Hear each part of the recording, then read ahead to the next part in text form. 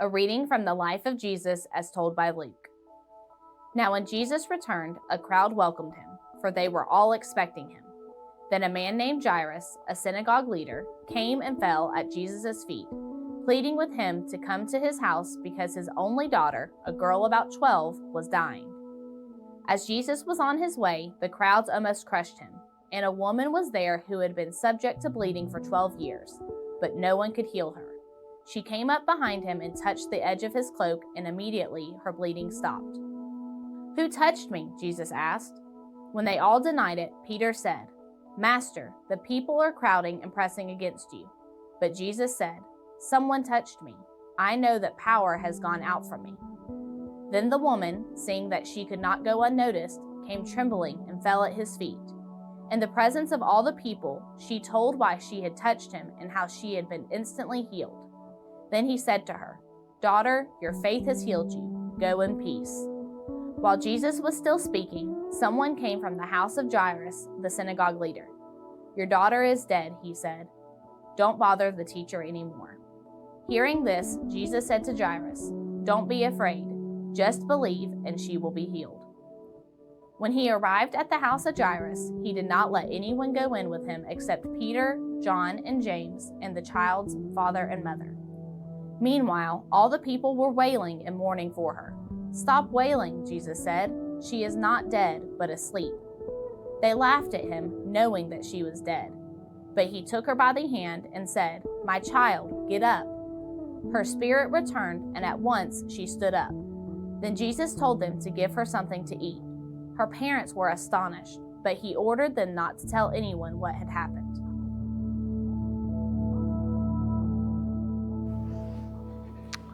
Well, hey, how y'all doing today? We are glad you're here. My name is Ed. I'm one of the pastors here at Community Christian, and we're really thankful you gave time to come and be a part of this, and we hope it's a blessing to you today. I'll tell you about an experience, and I've had this experience. It may just be a Christian experience. Maybe it's my experience and you can't relate, but if you're not a Christian, maybe you won't understand this, but you'll get a little insight into our world a little bit. Imagine that you had a pretty tough week. Now, it's not the over-the-top worst week you've ever had. It's the kind of week where, you had a little bit of car trouble. You didn't feel too good because the weather in Georgia decided to pretend it was Michigan.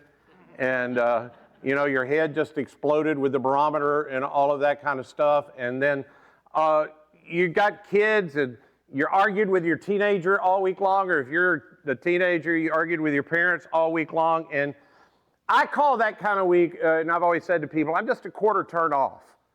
I'm not straight up and down. It's not the worst thing, but I woke up wrong. I'm just off a little bit, and everything seems to irritate me. Now, I've learned through my time of doing life wrong, to be honest, that anything that is inside of me that's troubling me, I can't keep that kind of stuff to myself. It becomes toxic to me. I need to say it to somebody. I need to ask other people to sort of help me really just listen sometimes. And one of the benefits that I have as a follower of Christ is we have small groups. And I'm in a small group, and one of the benefits of that is I know that when it comes time for my small group, I'm going to get a chance to say, hey, I've had it's not a worse week, but I've had this. They're going to all go, oh, and it helps. So you show up at small group, you jump online, you get on the Google Meet or whatever it is, you're in person, and they start going around the group, and the first person tells about their week. It's not too bad, but then the second person, they tell, we just found out that my 30-year-old daughter, she has cancer, and she's going to have a double mastectomy, and you go, oh, that's bad. And so everybody's like, they don't just say, aw, people ask questions. And everybody sort of leans in. Then the next person tells about, hey, we weren't here 2 weeks ago because our son had a terrible accident and he's going to be paralyzed for life.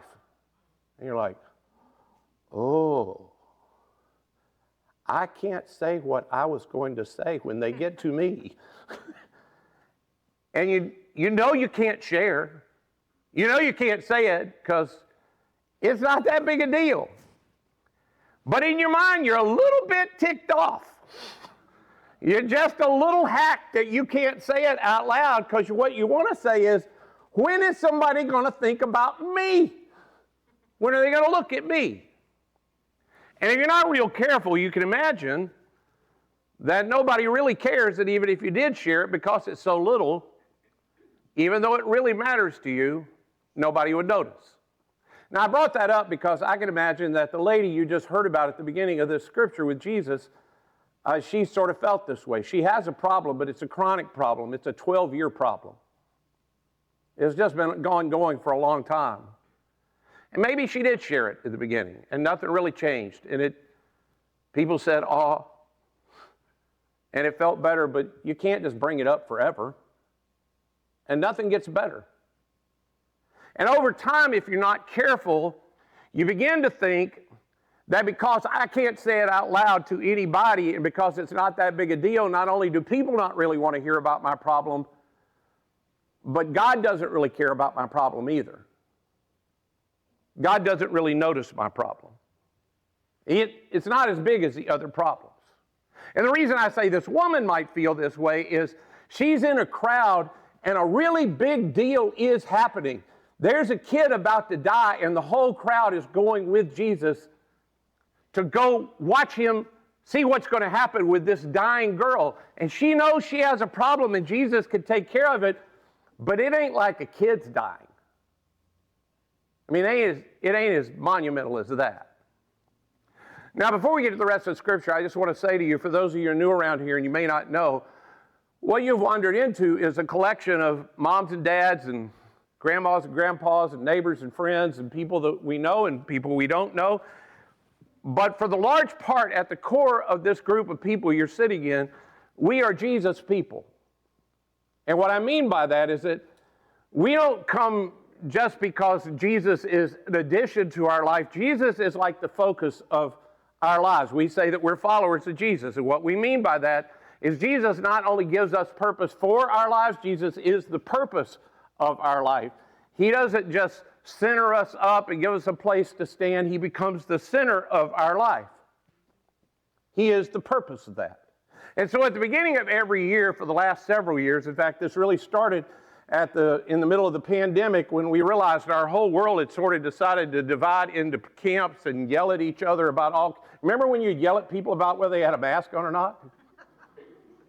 Remember when people were crazy over toilet paper and somebody stole it all and you didn't get any?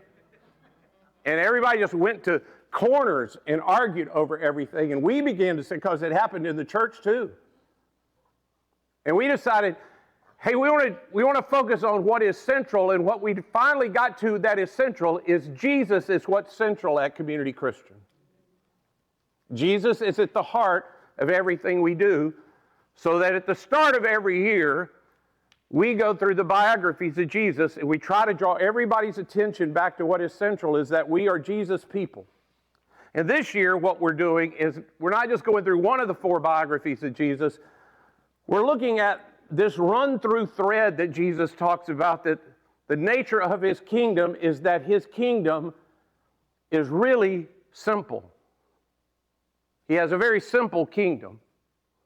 And what I mean by that is that even though Jesus came to do the most important thing that ever happened, that he was going to redeem people like me and you who didn't have a way to get to God, he was going to make a way that people could get to God. He came to seek and to save everything that was lost. And that he accomplished that, and that Jesus is actively at work right now to find everything that's lost, and through what he is doing in the world, he's reclaiming the whole world, and all of broken creation will be recreated through his kingdom. That's a big thing.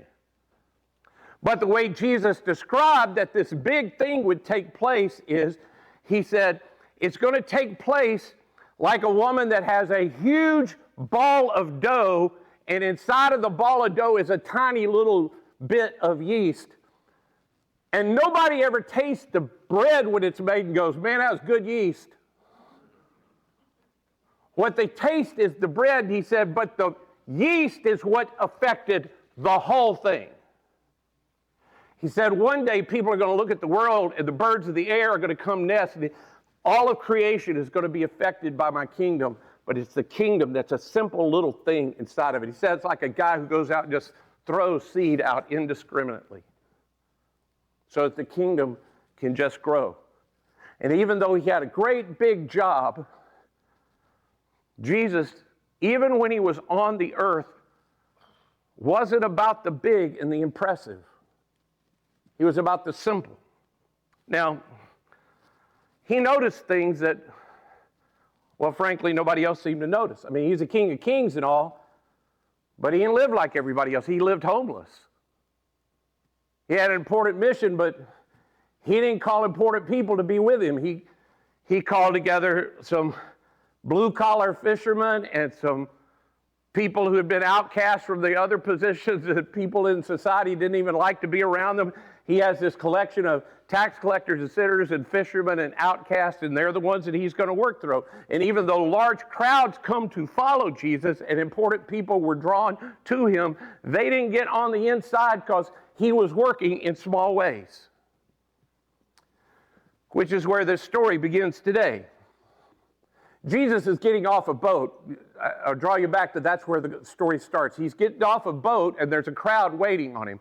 Now, the truth is, if we took a few verses back, Jesus is on the boat because he had gone across the lake, and he had healed a guy who was full of demons, and that guy had been outcast for society, so nobody had to look at him. Jesus heals him, and on that side, when he heals the guy that's full of demons, a crowd comes, and Jesus goes, I need to get away from the crowd. So he goes across the Sea of Galilee. Back up a few verses, the reason he's over here with the demon is he had fed a bunch of people on this side of the lake, and he wanted to get away from that crowd, so he goes over here and he heals a demon-possessed guy. That draws a crowd, and he goes over here, and the original crowd has walked around trying to get to him, and they're waiting on him. And when he gets there, there's this guy there.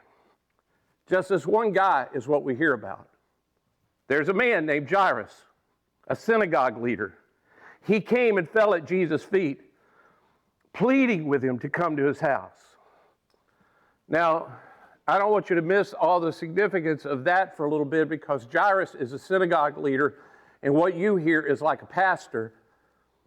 But because their nation is a religious nation, every town is centered around the synagogue. So the synagogue isn't just a religious facility. It's like the civic center. Everything in the town runs through the synagogue. And so Jairus, the leader of the synagogue, is an elected position. He's an important person. He's probably popular, he wouldn't got elected. And because of the connections that he's had, most likely he's become sort of a wealthy guy. He's well known, he's well liked. He has all kinds of power. He's built his life well. He's done everything he can do. And now this important, accomplished man is doing what no Jewish man in their day would ever find himself doing in public. It says, he falls before Jesus and kneels before him in humility. And Luke tells us why. Because his only daughter, a girl about 12, was dying. So Jairus has money, he has success, all the people in town like him. His whole life he's worked hard to get everything around him so he can do whatever he needs to do when he needs to do it. And then there comes a moment in his life where there's only one thing that matters to him, and he can't do nothing about it. He cannot fix it. He cannot change it. And his whole life now, he just lays before Jesus. You know, maybe you know what that's like. Maybe you know what it's like to come to a place and you've worked really hard to get everything where you want it to be, and you thought everything was where it should be, and you've pursued the right things, and you've done good things, and then all of a sudden, something happens. Cancer happens. Or an accident happens and your child's paralyzed. Or somebody you know and love makes a stupid decision. And it affects everything and everybody. And you'd give anything to change the situation with everything you've done with your life. and you can do nothing. And so you find yourself before Jesus. Now, I just want to say to everybody, if you've ever been in that place, or you're in that place right now, there is no shame in that you came to Jesus because you didn't have any other choice. It's one of the untold things that we don't say a lot. Most people come to God because they don't have another choice. We like to think that churches are full of people because one day everybody woke up and goes, you know what I want to do? I want to go to church. You know what brings most people to church? Something went wrong. Something got off track. You found your life, the way you wanted to manage it, you couldn't manage it anymore. And you didn't know what else to do, so you turned to God. I don't know if that's true about you, but I can tell you that's where Jairus is. He's at the feet of Jesus. He's heard what Jesus can do. He ain't sure he believes that Jesus is everything everybody says he is. But when it's your daughter, you take your shot. You don't have to believe everything everybody else believes. When it's your only shot, you take the shot. You do whatever you can. I mean, there's certainly nothing more important for him than to say, Jesus, would you come to my house, my daughter? And Jesus has compassion on him. And so here Jesus goes. It's him and Jairus and all these important people surrounding Jairus who've known him. And the whole crowd now, because Jesus says he's going to go with Jairus, the whole crowd is following him. And in the middle of this crowd is this woman who had tried to get close to Jesus because she had a 12-year problem, but nobody notices her. And certainly she's not as important to anybody as the kid who's dying. She's somebody nobody in the crowd notices or cares about or thinks about except the God who is walking in her midst. As Jesus and Jairus hurry off to his daughter, Luke tells us, as Jesus was on his way, the crowds almost crushed him. And a woman was there who had been subject to bleeding for 12 years, but no one could heal her. Now, Luke seems to draw some interesting comparisons between Jairus and this woman in the crowd. First, Luke tells us that Jairus' daughter is 12 years old, and that this woman has been bleeding for 12 years of her life. Now, most likely, this bleeding is an internal hemorrhage that the ancient doctors couldn't do anything about. She was in constant pain and emotional anguish. On top of that, because of the Jewish religious law at the time, her constant bleeding would have kept her in a state of being ceremonially unclean. She was not able to go into the temple or synagogue to worship with God's people, and most likely, she was a social outcast. Jairus was an important synagogue leader. He was a somebody. This woman isn't even given a name, and she is rejected by everyone. She's a nobody. The entire town is heading off to see what Jesus can do for Jairus' 12-year-old daughter, but no one even remembers that there's a woman in the town who has been bleeding for 12 years. She's insignificant to them. But when Jesus is nearby, she and Jairus stand on equal ground. So Luke tells us that when this woman saw Jesus in the crowd, she came up behind him and touched the edge of his cloak, and immediately her bleeding stopped. Now, one other writer of Jesus' life, Mark, gives us a little more insight into what this woman is thinking. Mark tells us, when she heard about Jesus, she came up behind him in the crowd and touched his cloak, because she thought, if I just touch his clothes, I will be healed. Immediately, her bleeding stopped, and she felt in her whole body that she was freed from her suffering. Now, I find this woman's faith interesting, because it seems a little superstitious. She seems to have heard about Jesus and his healings before, and she seems to think, I just need to be near him. Even if I just touch his clothes, I'll be healed. As if clothes were themselves are magical. Now, in fairness, Jairus also seems to think that Jesus has to be near his daughter to heal her. Mark tells us that Jairus even asked Jesus to lay his hands on his daughter. They don't know how the healing works, but they know it has something to do with Jesus. But what I find interesting is that God doesn't penalize them for their lack of knowledge. He rewards them for putting their trust in Jesus. So when the woman touches Jesus' clothes, she's instantly healed. And Jesus seems to know it happened, but he doesn't know who it was. "Who touched me?" Jesus asked. When they all denied it, Peter said, "Master, the people are crowding and pressing against you." Peter and the disciples are confused. "What do you mean, who touched you? We're surrounded by people. Everyone is touching you." Which, by the way, is further proof that the clothes aren't magical, because all of them weren't getting healed. This woman was healed because she trusted Jesus to heal her. But the disciples don't notice her, because she's a nobody. And because they have big and important plans, they have to go and save Jairus' daughter. But Jesus said, "Someone touched me. I know that the power has gone from me." Which, I don't know what that means. Does Jesus have a video game health bar that when she touched him, Jesus noticed it got depleted? Probably not, but that would be cool. Luke goes on. Then the woman, seeing that she could not go unnoticed, which must have been new for her because she must have been used to being unnoticed, came trembling and fell at his feet.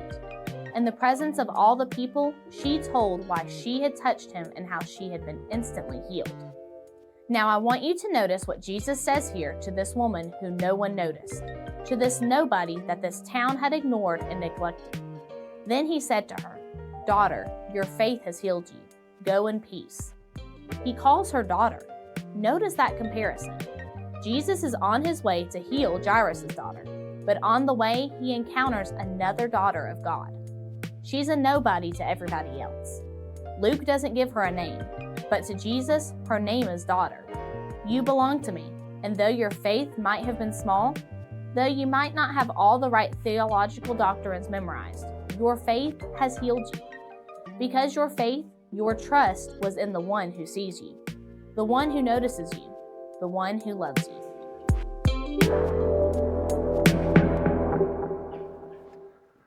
Maybe you can relate to this woman, and you thought at times you're in the middle of a difficult situation and you wonder, you really begin to think, does anybody know the pain I'm in? I'm trying to put up a good front, but does anybody know? Or maybe you know they know. You know they know what's going on. And nobody asks you about it. Nobody talks to you. And you begin to wonder, do they not care? Is nobody interested? Maybe you even begin to wonder, well, since they don't care, does God care? One of the things I hope all of you will walk away really clearly with from this story is that this account from the life of Jesus is God's great big yes to you and say, I care. I see. You're not alone. You're not unseen. Your problem is not unknown. I know what's going on in your circumstance. I know what's happening in your family, and I am up to something for your good and God's glory. And it really is okay if your faith is small. It really is okay if you get angry. It really is okay if you even get to the point that you accuse God and you wonder why, and you wonder where, and you wonder where He is and what He's doing. Because if you wrestle with God, at least you're with God. You haven't walked away from God. And God will hold you very close as you wrestle. And even if your faith gets small and all you have is just a little bit of faith to question God, it does not matter how big your faith is. In our world, people talk about it's the amount of faith that I've got to get my faith to a certain size before God could move. Your faith, the size of it doesn't matter. It's who you put your faith in. If you take a little faith and put it in Jesus, Jesus is powerful. And a little faith with Jesus can accomplish a lot. And a lot of faith in you will just to make a great big swelled up ego of you. But faith in Him, it can change things. Your faith can be simple and small, like a little bitty mustard seed. And as long as your faith is in a God who can change things, His faithfulness is greater than you can possibly imagine. And I can imagine in this story, Jairus watches this account of He watches Jesus interact with this woman. I mean, after all, it's Jairus that goes out of his way to fall on his face before Jesus. It's Jairus who's humbled himself. The woman just reaches out and touches Jesus. It's Jairus who brings the attention to himself and says, I need you, come with me. And when Jesus stops, I'm sure he's thinking, Jesus, come on, let's go. My daughter. What I know is that while Jesus is still speaking to the woman, Luke tells us that someone came and said to Jairus, your daughter's dead. You don't need to bother the teacher anymore. Now we know because they had to walk everywhere, the truth is that by the time Jairus had left home to go get Jesus, by the time they start back and this guy finds out she's dead, probably the daughter had been dead the whole time. I mean, probably when he first said it to Jesus, she's already dead. And in a moment when shock hits you or grief begins to overtake you, you don't know why you're in the mess that you're in, you wind up saying things and it often jumps to blame others. And I'm not saying Jairus thought all of these things, but I can tell you this is what I would have thought. I would have thought to myself, Jesus, you could have come back for her. You could have dealt with her later. Why didn't you just do what I wanted you to do? Why didn't you move when I asked you to move? I don't know that he thought that, but Jesus, who notices everything, he turns to Jairus and he says, Jairus, don't be afraid. You believe. Just believe, Jairus, and she'll be healed. And I don't know how much faith Jairus has left. It can't be a lot. But I'll remind you, Jesus doesn't need a lot of faith. He just needs you to trust him. And so they go. We're told when they arrived at the house, Jesus didn't let anyone go in with him except Peter, John, and James, and the child's father and mother. Meanwhile, all the people were wailing and mourning for her. Stop wailing, Jesus said. She's not dead, she's asleep. They laughed at him, knowing that she was dead. Now, that's quite a shocking change of emotion. I mean, they're weeping and wailing, it says, and then all of a sudden they're mocking Jesus, saying, he thinks she's only asleep, and they knew she was dead. Now, I just want to be clear for those of you who want to think what Luke is actually saying is they were wrong, and they didn't really know. She really was just asleep, and Jesus was just going to go in and shake her and wake her up. They knew what dead was. Way more than most of us in this room who've never been around a dead body, who've never seen anybody who was dead.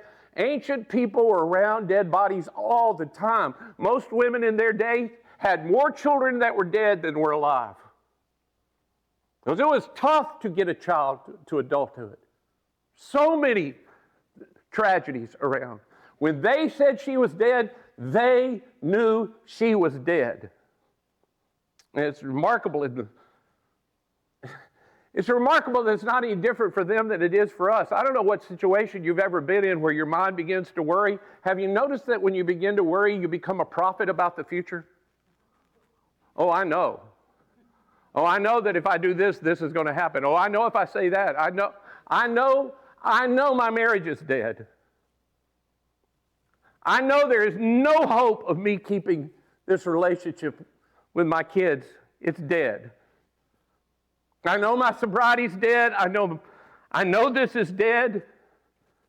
I know it'll never change. It's all dead. But for the follower of Christ, we often forget that we serve someone who loves raising dead things.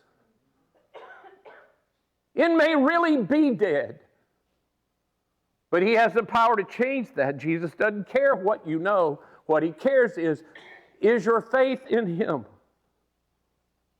Even if you only have a tiny little bit of trust, just a little bit of trust is enough.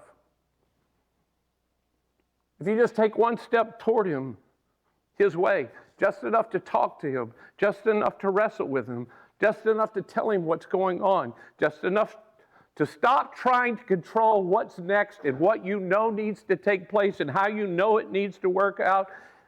He will do what is best in the situation. Luke tells us that the crowds laughed at him, but he took her by the hand and said, "My child, get up." Her spirit returned, and at once she stood up. And then Jesus told them to give her something to eat. Her parents were astonished, but he ordered them not to tell anybody what had happened. Now, I bet that's the hardest command they ever got from anybody. I'll tell you this, if Jesus had told me not to tell anybody that he had healed my daughter, I'd have had to ask forgiveness 1,000 times. I could not have kept that to myself. But here's the point that Luke is making. Nothing's impossible for Jesus. Nothing. And though you might be in a situation that feels impossible, and though you don't get to determine what the outcome that Jesus sees that needs to take place, and though you can't imagine anything good coming out of the situation you're in, you have to stop focusing on what you know the future looks like and focus on who you trust for the future. Because if you're a believer,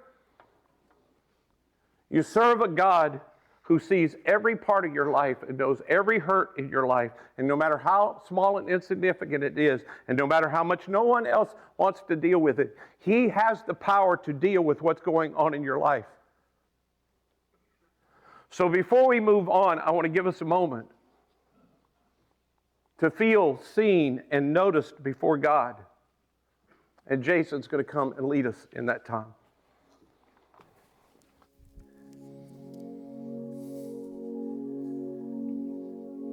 When you're in the midst of some difficult or painful or uncertain times in your life, it can be really incredibly isolating. And you ask those questions that we've been wrestling with today. Does anybody see? Does anybody care? And for us as Jesus people, there's this thing we often do is intellectually, we know in our minds, yeah, God sees and God cares. But the distance from here to here is so far. It's so hard to get it from your brain and what you know intellectually to what you feel deep down in the heart of your soul. And see, that's one of the reasons why God gave us His church, each other. Brothers and sisters, who, can I remind you, have the Spirit of God living within us. We have the ability to speak truth to one another. We have the ability to wrap arms around each other and look upon each other, look in each other's eyes with love and compassion, the love and compassion that comes from Him. And in one another, we see and feel and get it way down deep in our souls that He cares and He does see. So this morning, we want to be that for one another. We want to be these expressions of God's love to one another. And so as we often do in our community, we're going to gather together in little groups of 3 or 4, and we're just going to simply share our names together and then talk about one thing that you may need prayer for this week. And as people listen and as we agree to carry each other in prayer this week, our hope is that you might feel God's loving care that would lift you up and remind you that He's here with you, He sees you, He's listening to your prayers, and He cares about your life. And for those of you who this feels strange and you're not sure you want to participate, you don't have to. Nobody's going to make you do anything. I would encourage you, though, to try. Participate in whatever way you feel like you can at your own level. Nobody's going to ask you to pray or say anything if you don't want to. You can just sit and listen. But after we've had a time to share together, the band's going to come and they're going to sing a song to us written from the perspective of the woman in this story today. This is a song reminding us of who God is and who God was to her. So go ahead, find 3 or 4 people around you, gather up, and let's share together ways we can pray for one another.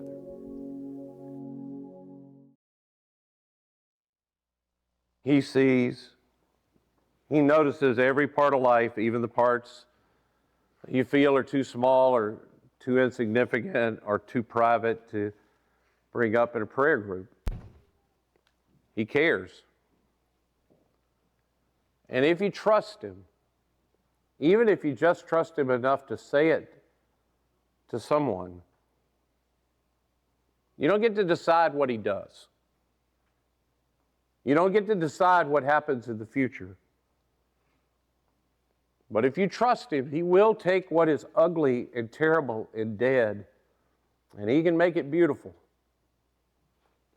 But as we wrap up, I don't want to end this whole thing today by talking about us and our problems and where we are. I want to focus on the simple kingdom. The whole point of this series is for those of us who are followers of Christ to begin to notice the way Jesus is at work and the life that he is currently living. Jesus is currently living a life in the 21st century in America, in Sharpsburg. And you can join him. You can be a part of what he's doing in this simple kingdom. You can be at work with him in what he is about in this world. But so often, we're like the disciples and we're looking for Jesus in big, glorious ways of the crowd. We're trying to see what God is doing, and we're ignoring the needs of the woman who's been standing next to us the whole time. We got big, important things that we want to accomplish in our lives and things that we want to do with our lives. And we know how our life and our story is supposed to go, and we miss what God is doing. And the truth is, many of us feel like we've already got so many people in our lives that need us. I don't have time for anybody else.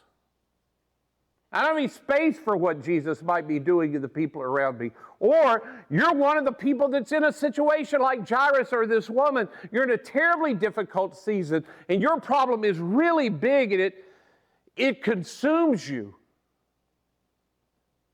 And you become so consumed with your own troubles that you don't have enough space to notice what God is doing right around you in the moment that can encourage you and help you. But you don't notice because you've turned inward on yourself. One of the things that sociologists have noticed about the culture that we've created over the last 25 years, they're calling our culture the frictionless society. And what they mean by that is that we've all bought into this. The merchandisers and everybody else in technology has provided it, but all of us bought into it, is that we've created a society where I can have my needs met and I can do the things that I want to do, and I don't have to interact with people I don't want to have to deal with the friction of people I don't want to have to deal with. I can just deal with and get what I want in the ways that I want it. I mean, I can go about and get any restaurant to deliver whatever food they have, whatever I want, by DoorDash, so I don't have to deal with that family that won't keep their kid at their own table. I just have my food, what I want, at my house, and it becomes frictionless. I can get groceries or whatever I need delivered to my house. They can come and leave it on my steps. My Ring doorbell will show me that they're there. I don't even have to look at them. And if I do talk to them, it's an unknown voice coming from some light from a doorbell. And I don't have to see anybody. I don't have to deal with anybody. I can just do my thing without interacting. I can get a Peloton. I don't have to go to the gym. I can interact with an image on a screen that will give me commands like they're in charge of my life. I can just interact with things. I can get on Facebook and stalk people and judge them silently instead of having to do it in a crowd. And maybe that's not you.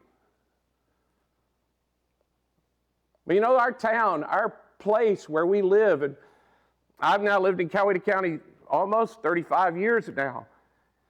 And I was one of the people when I came here 35 years ago that the people who had lived here before goes, oh, those people coming in and ruining our small town. And now everybody else comes in and that's all we hear is our beautiful little small town. And I want to say, what are y'all looking at? We don't live in a small town. We don't live in a place. People talk about protect the rural integrity. That happened a long time ago, people. You want to know what a small town looks like? A small town looks like when you go to the store, you know the people in the store that are waiting on you and the other customers in the store. You not only know them, you know their mom and their dad, you know their grandma, you go to their grandpa, you know where they live, you know. I grew up in a small town. Every time I went to the store, some lady in the store called my mom and told her she saw me in the store. That's a small town. Most of you will go to the restaurant today after we're done, and you won't see anybody you know and you like it.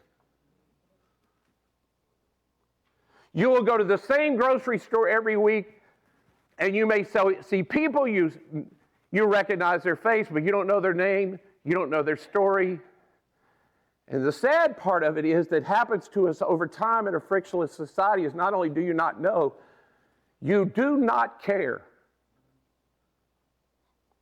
Which isn't a problem for anybody except for followers of Christ, because those nameless people that live around us in our small town, Jesus said their name is neighbor. And you only have one command, which is to love God with all your heart, mind, soul, and strength. And the way you demonstrate that to Him is you love your neighbor like you love yourself. And it isn't going to come back by you longing for something that happened in your youth that you imagined, like I described, where people called you. That's not going to get you anywhere except becoming a part of the problem. But what if you joined the move of King Jesus and you began to notice? And you noticed, oh, that lady is in the store every time I shop, and her name is on her shirt. Who knew? And I could say hi to her. And I could talk to her. And who knows, over time, if I began to notice and I began to speak, in my community, in my neighborhood, the whole town won't change, but my circles could change, and I could notice, and I could know a name, and I, as a follower of Christ, I could begin to bring their name and their story before the God of the universe who changes things, and He would begin to do the work of the small kingdom through me. What if that became our attitude? Over the last 5 years ago, I've been challenged by a group that I'm a part of here to live this kind of lifestyle. And I can tell you, it has radically changed my experience of where I live. Not because I've done big things in my neighborhoods, back the way it was in the 1950s. I'm not even sure I want that. I do not want to go back to that. But because I've begun to notice people and know their stories and know their names, and I've begun to do small things with great love. Some things nobody notices but me and Jesus. And the big things that have taken place is He is changing me. The kingdom is coming in my life. And I've started to live with more gratitude and more excitement for life. I'm more aware of the blessings of God. In one of the most difficult seasons of my life, I've realized how near He is to me, how much He is alive, how much He is at work. And even in the difficulty of what's happening in me, it's incredible what He will do through me. And I want that for you. I want you to experience it, because it is the kingdom of God that has come into our midst. It's His simple kingdom at work. And it starts as simply as you noticing. You just start noticing, and you start praying, and God begins to change things. So as we end, I want us to take a moment and draw near to Jesus. And one of the ordinary ways we do every week, in grape juice and bread. And Jason's going to lead us in that.